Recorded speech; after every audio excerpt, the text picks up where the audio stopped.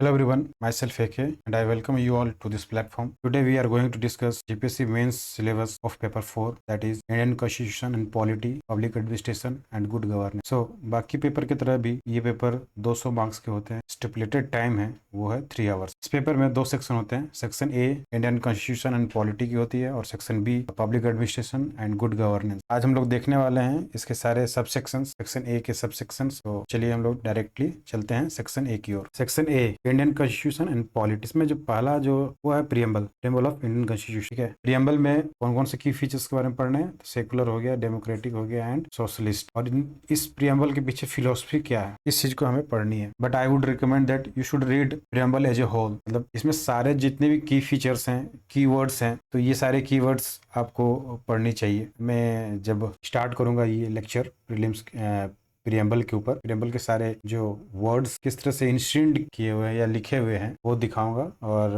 सारे की फीचर्स को और कीवर्ड्स को मैं डिस्कस करूंगा। बट जीपीएससी सिलेबस ने स्पेसिफिकली सेकुलर, डेमोक्रेटिक और सोशलिस्ट प्रिंसिपल के बारे में बात की है। बट मेरी तरफ से ये रिकमेंडेशन रहेगा कि जो भी स्टूडेंट या एस्पायरेंट जीपीएससी की तैयारी कर रहे हैं या फिर यूपीएससी या जो भी फर्दर सिविल सर्विस की एग्जामिनेशन की प्रिपरेशन कर रहे हैं, उनको प्रियम्बल पूरी तरीके से आनी चाहिए। उसके बारे में जानकारी होनी चाहिए, उनकी उसके पीछे की फिलॉसफी क्या है उसके बारे में पता होना चाहिए। तभी वो हमारा जो कॉन्स्टिट्यूशन है, इंडियन कॉन्स्टिट्यूशन, उसको अच्छे से समझ पाएगा। क्योंकि प्रियम्बल को बोला जाता है क्या, इंट्रोडक्शन ऑफ आवर कॉन्स्टिट्यूशन की मेन बेसिक्स फिलॉसफी है। वो सारी फिलॉसफी आपको मिलेगी प्रियम्बल के अंदर। ठीक है, इसलिए प्रियम्बल को पूरे अच्छे से पढ़ना चाहिए। दूसरी सबसेक्शन जो है वो है silent features of Indian constitution. ठीक है, concept of PIL, public interest litigations, basic structure of Indian constitution, Keshavananda Bharati case 1973। इस केस को हम लोग इसी सब टॉपिक के अंदर हम लोग देखेंगे कि बेसिक स्ट्रक्चर की आवश्यकता क्यों पड़ी और क्या इंपॉर्टेंट रोल प्ले करता है बेसिक स्ट्रक्चर। ठीक है, तो इन सब चीजों को हम लोग इस सब सेक्शन के अंदर देखेंगे। थर्ड जो सब सेक्शन निकल के आता है वो है हमारा सबसे इम्पोर्टेंट सेक्शन है फंडामेंटल राइट। ठीक है, सबसे डिटेल में हम लोग जानेंगे, पढ़ेंगे। इसके अलावा fundamental duties, rights and duties are correlative. ठीक है, वो एक दूसरे के पूरक हैं, एक दूसरे से अलग नहीं है। जिनको राइट्स मिला हुआ है उनकी सर्टेन ड्यूटीज भी होती हैं अपने देश के प्रति, अपने देश में रहने वाले सिटीजन के प्रति। ठीक है, तो ये ड्यूटीज जो है हम लोग देखेंगे, फंडामेंटल ड्यूटीज। मुझे आप कमेंट सेक्शन में बताइए कि फंडामेंटल ड्यूटीज किस कंट्री से लिया गया है और फंडामेंटल राइट्स किस कंट्री से लिया गया है। ठीक है, ये आप हमें ये बताएं कमेंट में लिखकर। ठीक है, फोर्थ जो सब सेक्शन निकल के आता है वो DPSP है। ठीक है, directive principle of state policy. ये भी काफी डिटेल में हम लोग देखेंगे, पढ़ेंगे। और फंडामेंटल राइट्स और DPSP के बीच की जो लड़ाई थी पहले, जिसको सर्टेन सुप्रीम कोर्ट जजमेंट के द्वारा काफी बैलेंस्ड वे में प्रेजेंट किया गया, उसको भी हम लोग देखेंगे कि कैसे DPSP किन किन सिचुएशन में फंडामेंटल राइट्स को ओवरकम करता है और कैसे ये कहा गया है डिफरेंट सुप्रीम कोर्ट जजमेंट में कि फंडामेंटल राइट्स एंड ड्यूटीज को के बीच एक बैलेंस होना चाहिए, हार्मनी होनी चाहिए। ठीक है, ये भी हम लोग देखेंगे। और ये DPSP जो है जो पार्ट है वो हमारे कॉन्स्टिट्यूशन के बारे में बहुत कुछ बताता है। तो हम लोग आगे देखेंगे कि DPSP को किस डिटेल में पढ़ना है। ठीक है, नेक्स्ट जो हमारा आता है निकल के वो है यूनियन गवर्नमेंट। यूनियन गवर्नमेंट क्या है, इसके भी 2 पार्ट हैं। पार्ट ए में यूनियन एग्जीक्यूटिव, ठीक है, और यूनियन लेजिस्लेटिव। ठीक है, यूनियन एग्जीक्यूटिव में power and function of president, vice president, ठीक है, prime minister, council of minister के पावर्स एंड फंक्शंस को जानने हैं। प्लस कोलिशन गवर्नमेंट के अंदर में काउंसिल ऑफ मिनिस्टर का फंक्शंस क्या होते हैं। ठीक है, ये इसकी जानकारी हमें प्राप्त करनी है। ये यूनियन एग्जीक्यूटिव की बात है। और यूनियन लेजिस्लेचर के अंतर्गत जो आता है वो है लोकसभा, राज्यसभा। ठीक है, उसके फंक्शंस क्या हैं। ठीक है, लॉ मेकिंग प्रोसेस क्या होते हैं, फंडामेंटल कमिटीज क्या है, पार्लियामेंट कैसे कंट्रोल करती है over executive, privilege and immunities of parliament and its member, वो भी हमें पढ़ना है। काफी इंपॉर्टेंट है ये प्रिविलेज एंड इम्यूनिटीज पे क्वेश्चंस काफी अच्छे तरीके से बनाए जा सकते हैं। तो इस सब टॉपिक को हमें काफी अच्छे से करनी है। हम सारे आगे देखेंगे लेक्चर में। और मुझे एक क्वेश्चन मैं यहाँ पूछना चाहूंगा आप सभी से, पार्लियामेंट जो है किन किन चीजों से मिलकर बना होता है? पहला ऑप्शन है लोकसभा, दूसरा राज्यसभा, तीसरा प्रेसिडेंट, फोर्थ कैग, फिफ्थ जो है वो है अटॉर्नी जनरल। ऑप्शंस आपके हैं, पहला ऑप्शन 1 2 3, दूसरा ऑप्शन 1 2 1 2 4 5, तीसरे ऑप्शन जो है वो है 2 3 5, फोर्थ ऑप्शन जो है वो है 3 4 1 2। सही जवाब आप दें कमेंट बॉक्स में, और जिनकी भी आंसर सही होगी मैं उन्हें हार्ट दे दूंगा, ठीक है। इसी के साथ आगे बढ़ते हैं हम। नेक्स्ट सब पार्ट जो है वो है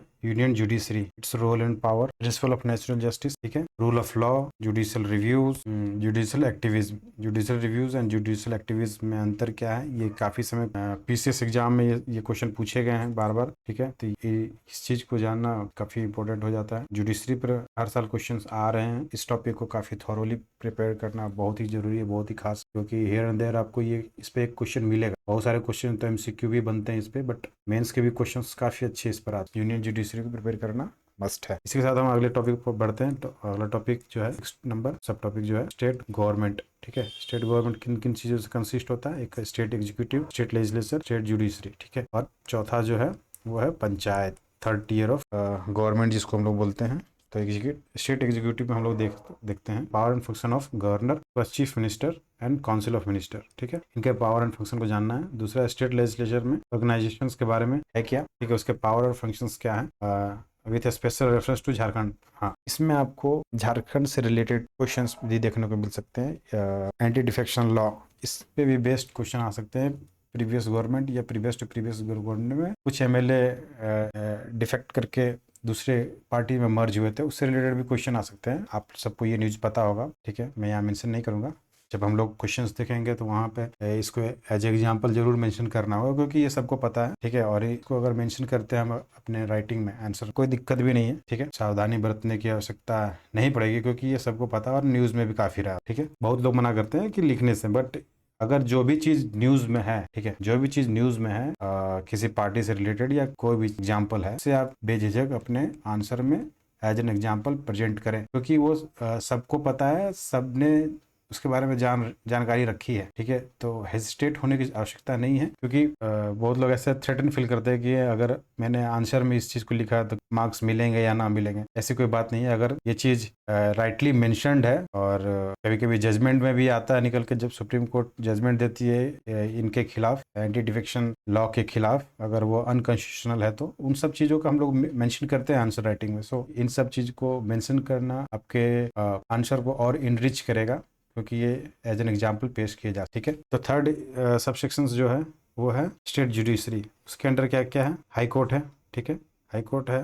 high court as an organisation, power and functions को पढ़ना है, सब्सिडरी जुडिशरी पढ़ना है, जो हमारे डिस्ट्रिक्ट कोर्ट्स होते हैं उनके बारे में पढ़ना है, ठीक है। तो ये भी टॉपिक काफी इंपॉर्टेंट है, क्योंकि अभी रिसेंटली बहुत सारे इवेंट्स अभी न्यूज में रहे हैं related to court of contempt, तो इसको जानना बहुत ही जरूरी है। फिर क्वेश्चन भी बनाए जा सकते हैं और ये एमसीक्यू में भी पूछे जा सकते हैं। इसी के साथ नेक्स्ट निकल के आता है पंचायत एंड म्यूनिसिपैलिटी, ठीक। पंचायत और म्यूनिसिपैलिटी में इसकी कॉन्स्टिट्यूशन क्या है, किस तरह से ये फॉर्म किए जाते हैं, पावर एंड फंक्शंस क्या है, ठीक है। Responsibility with reference to 73rd and 74 constitution amendment, ये हमारे प्रीलिम्स के भी सिलेबस में मेंशन्ड है, और मेंस में तो है ही। इसको थोरोली प्रिपेयर करें, इस पर क्वेश्चंस भी काफ़ी आते हैं, एमसीक्यूज में भी क्वेश्चन आते हैं, ठीक है। तो इनको अच्छे से प्रिपेयर करना काफ़ी फायदेमंद साबित हो सकता है, ठीक है। नेक्स्ट सब टॉपिक जो आता है निकल कर वो है centre state relationship, very very very important topic. Some of the question has been asked on this topic, but this topic always remain fresh and new. So इस पे क्वेश्चंस आएंगे ही आएंगे। आप इसकी डायमेंशन अगर देखें, एडमिनिस्ट्रेटिव डायमेंशन, लेजिस्लेटिव, फाइनेंशियल, किसी भी एक पे आराम से आपको 500 से 600 वर्ड के क्वेश्चन पूछे जा सकते हैं, और या इवन शॉर्ट आंसर भी पूछे जा सकते हैं। एमसीक्यू पे तो क्वेश्चन आएंगे ही आएंगे।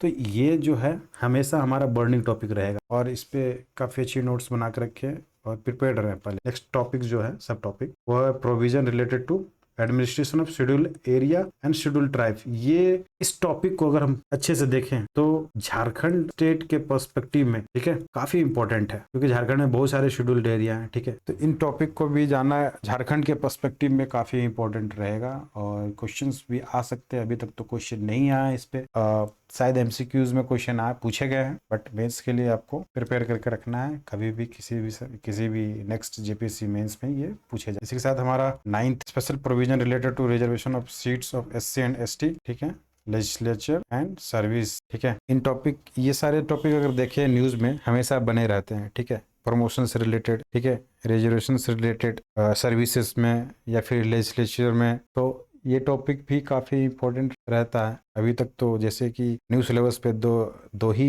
एग्जाम हुए हैं, 6th JPSC and 7th JPSC. In topic को टच नहीं किया गया है, but still you should be prepare for this type of question also. कोई भी टॉपिक को छोड़ना नहीं है, क्योंकि आपके पास स्कोप बहुत कम बचते हैं, ठीक है। 2 ही आंसर लिखने होते हैं और 4 ऑप्शनल क्वेश्चन होते हैं, और 4 ऑप्शनल क्वेश्चन किसी भी सब टॉपिक के अंदर के टॉपिक पे पूछे जा सकते हैं, ठीक है। आप कुछ टॉपिक को पढ़ के चले जाए तो जरूरी नहीं है कि वो वहाँ पर आपको वो चीज़ क्लैश कर जाए, मतलब आपने जो पढ़ा और वही क्वेश्चन आ जाए, ऐसा बहुत कम चांस है। बट अगर आपने सारे टॉपिक्स और उसके अंदर के सब टॉपिक्स को कवर किए है डिटेल में, तो फिर आपके लिए बेहद ईजी हो जाएगा वहाँ पर आंसर लिखना और अच्छे मार्क्स को स्कोर करना। इसलिए हर एक टॉपिक पे आपकी पकड़ होनी चाहिए, आपकी नोट्स प्रिपेयर होनी चाहिए, उसकी रिवीजन थॉरोली होनी चाहिए, so that you could able to write a very precise and very good answer, ठीक है। नेक्स्ट टॉपिक जो हमारा निकल के आता है वो है आपकी इमरजेंसी प्रोविजंस क्या हैं, और इन्हें कब कब लगाया जा सकता है, किस किस कंडीशन में लगाया जाता है, ये सारी चीज़ों को पढ़ना।